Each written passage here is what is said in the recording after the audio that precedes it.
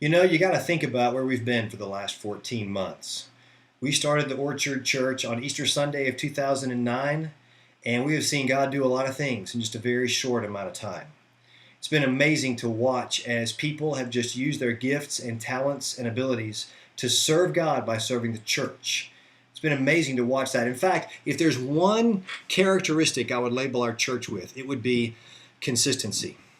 Man, we've just had some great consistency since the very beginning. You could have taken a picture from the first service on Easter Sunday 2009 and compared it with the picture from this last Sunday, and they would look a lot the same because we've had some great consistency.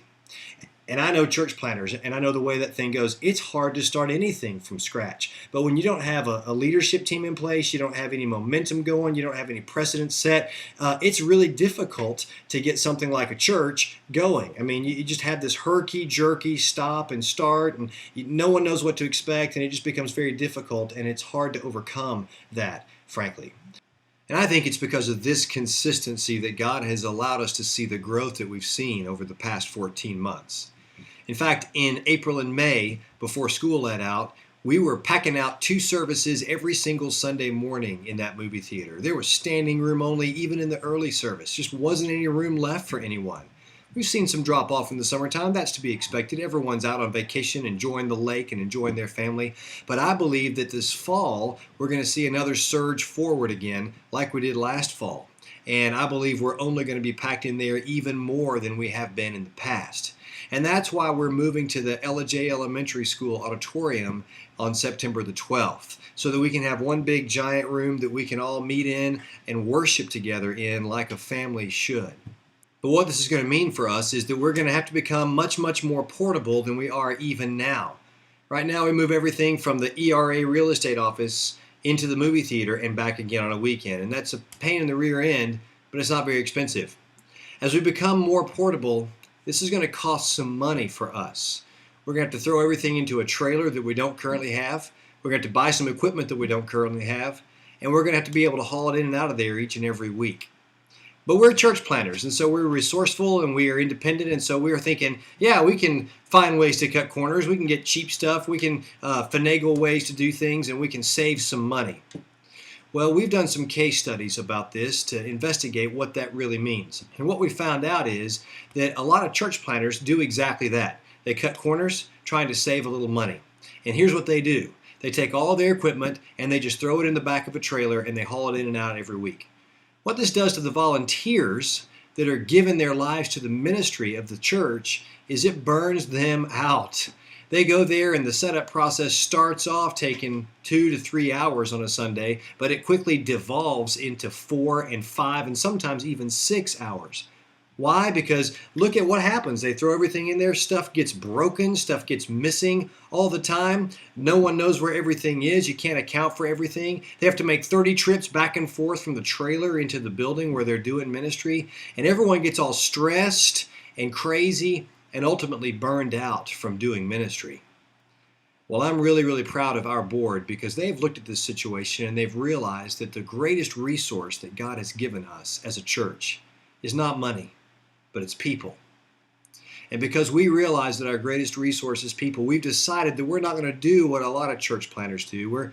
We're not going to just expend our people in order to save a little bit of money. We've decided that we're going to spend a little money in order to save people.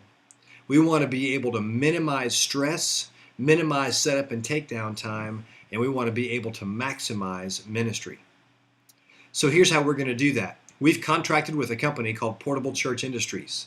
They are going to provide us with a lot of new equipment that we don't currently have. We're going to put it all in a 24-foot long trailer that we're buying, and all of our equipment is going to be stored in that trailer inside of custom road cases. These road cases are specially designed to work with our equipment and with the trailer so that when we roll up to the J Elementary School on a Sunday morning, we can roll everything from the trailer into the school in about 7 minutes. We'll be able to roll cases into each ministry venue, whether it's the big room or children's ministry, and we'll be able to unpack everything we need in less than an hour. It'll also go right back in those cases at the end, and everyone will know right where everything is because it'll be safely and securely stowed away. This will allow us to be able to effectively use our time for ministry more than just set up and tear down. But not only will it save our volunteers, but it's going to make us capable of doing ministry that we would not be able to do otherwise. You see, we don't just have a big room to be able to do ministry in, but we have these other venues at the school to be able to do other ministry in. And like I said earlier, we haven't been able to do children's ministry like we've really wanted to. We haven't had the space to do elementary school. But having this portable church industries equipment is going to allow us to be able to do ministry to children in really cool, fun, exciting, and appealing ways. We're going to be able to set up some portable walls for kids. We're going to be able to roll out some floor coverings. We're going to have all the toys and equipment and accessories that we could possibly need to be able to effectively minister to families in ways that we never have been able to before. It is going to be awesome, and I really think that parents are going to come in and see the ministry stuff that we have set up for their kids, and they're going to be wowed, and they're going to be excited about what God is doing at the Orchard Church. Well, all this is going to cost some money, obviously. It ain't going to be cheap to do this. When we sat down and looked at the original estimate from Portable Church Industries, we were knocked on our rear ends, frankly. We looked at it and the number was originally $123,000 to get everything that we thought we might need. Well, after we regained consciousness a few days later, we began to look at that, and the board worked very hard to cut that number down. We looked at what we could reduce down by getting rid of fluff and by the extra things and moving to the irreducible minimum of what we absolutely needed to do ministry with.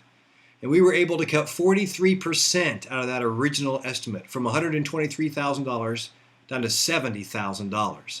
And that's the money that we actually need to spend to be able to get the equipment that we need. That's a little bit of big room equipment, but it's a lot of nursery, preschool, and elementary school age equipment. $70,000, sure, it's a lot of money, but I've got good news about that. We've been running very lean as a church for the first 14 months. We haven't hired a bunch of people, and we haven't had to pay a lot of rent. We've intentionally tried to be as good stewards as we can of the money that God has entrusted us with.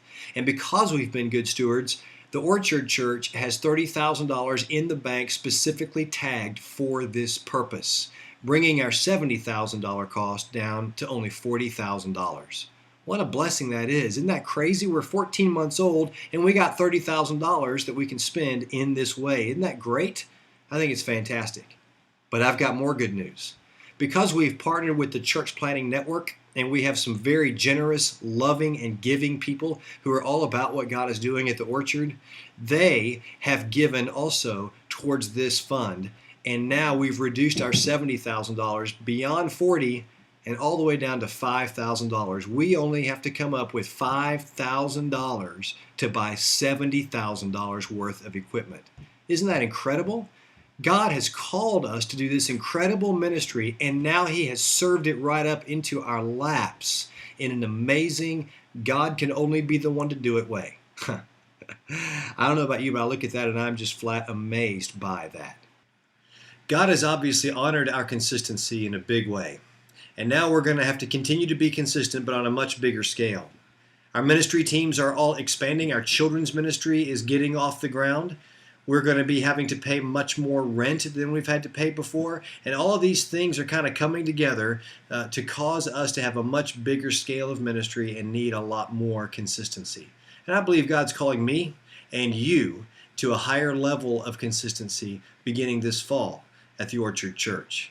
Man, I just cannot believe what He has done so far, and I can't wait to see what He's going to do next. I hope that you will join me in being consistent in ministry. Honor God by joining a ministry team. Be part of our children's ministry.